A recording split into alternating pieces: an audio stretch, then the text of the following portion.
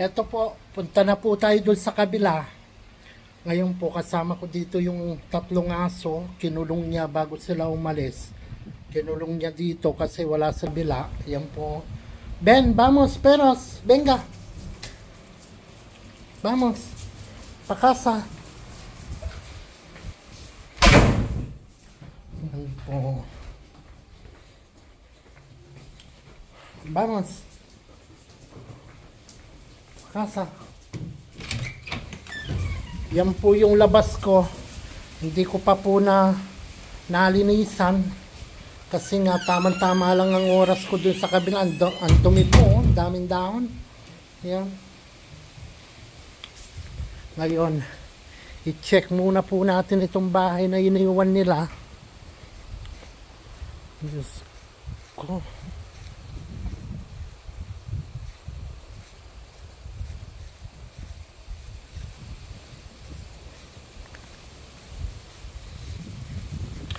Yan.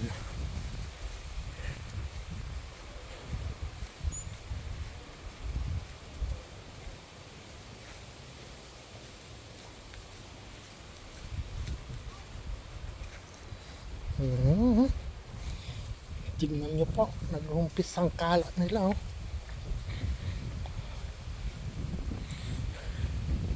Ay, Diyos ko, ang mga batang ito talaga.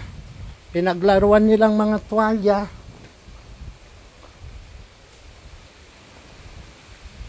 Ngayon, niwan naman dito.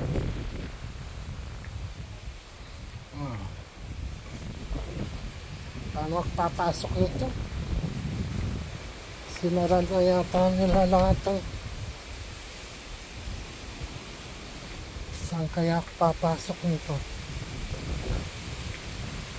Ayun. No, no, no. Pepa, fuera. Fuera. Diyos ko. Kanina. Ayos na ayos po lahat yan. Wala kang makitang kalat. Pero pag nasa bahay sila, Diyos mio, parang dinahanan ng bagyo. Tignan yung mga laruan nila, oh.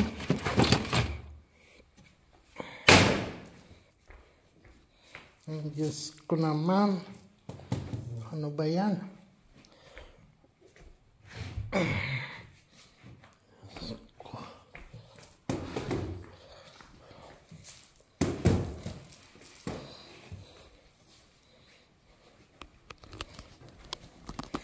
Yan po. Ay, tayo'y maglilipit-lipit muna.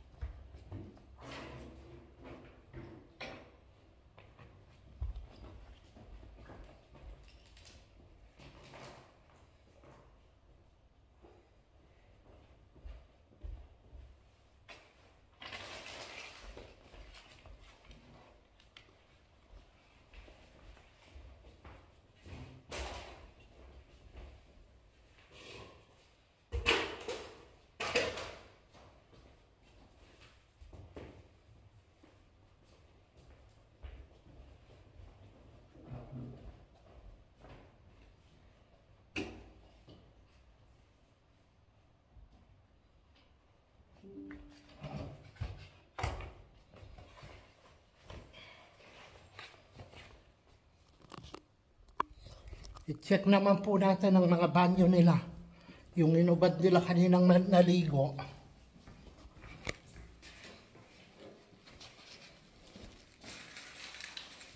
Buti sa kusina, walang kalat. Mga banyo lang po nila.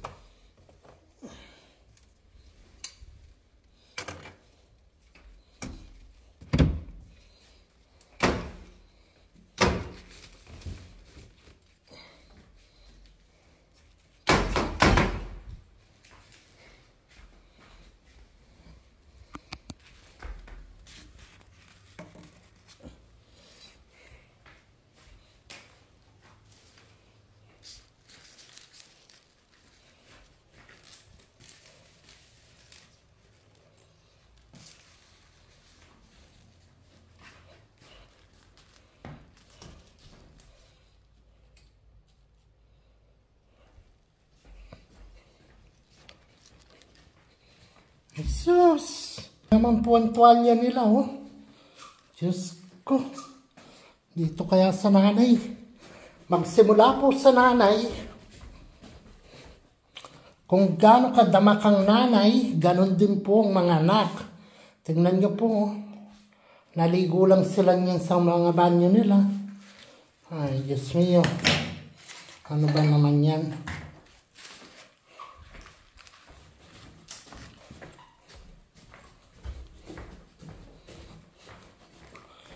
Yan naman po. Diyos ko. Unahin po natin dito sa pinakaloob.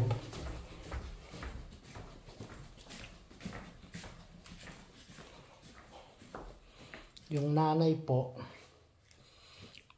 kung gaano kadamak, ganon din po ang mga anak niya. Kasi silang mismong magulang, di sila marunong magdukar sa mga bata, sa mga anak nila. Kaya lumalaki din po silang mga salulwa. Pag ikaw magulang, hindi ka marunong nagdisiplina sa mga bata sa loob ng bahay, saan mo, walang mararating ang bata paglaki niya.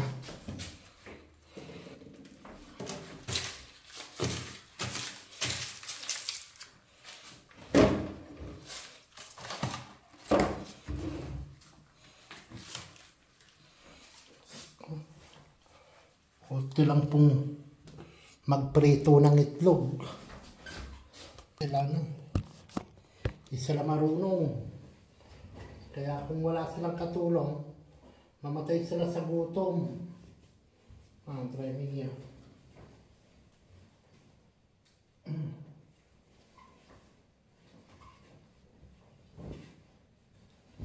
Saan yung tuwalya yung malaki nila? Pati sa nalang itong tuwalya.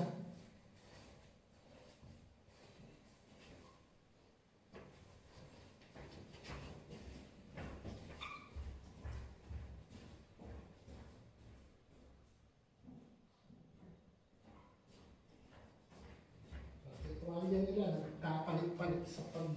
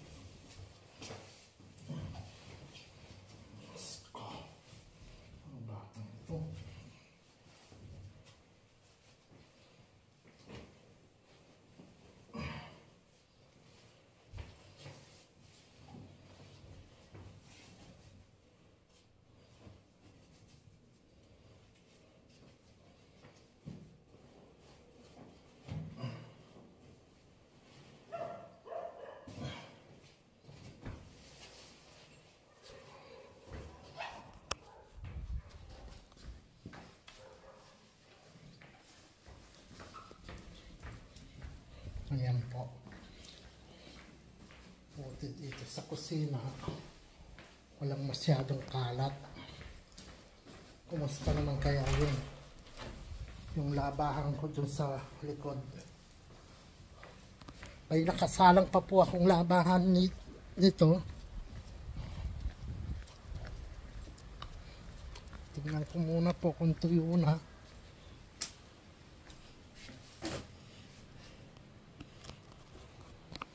Yung po, maandar ang dalawa ko labahan.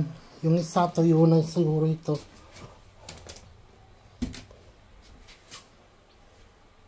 Tapos yan pa po yung sa banas. Ay, oh my God.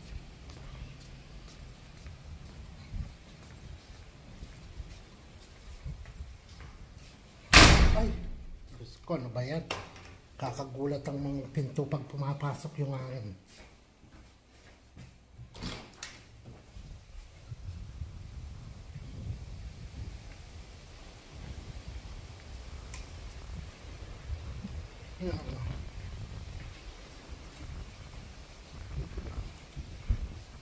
Nakita nyo na rin po yung bahay dito sa kabila kung gaano sila kakalat. Ngayon po, hanggang dito muna po yung ating video.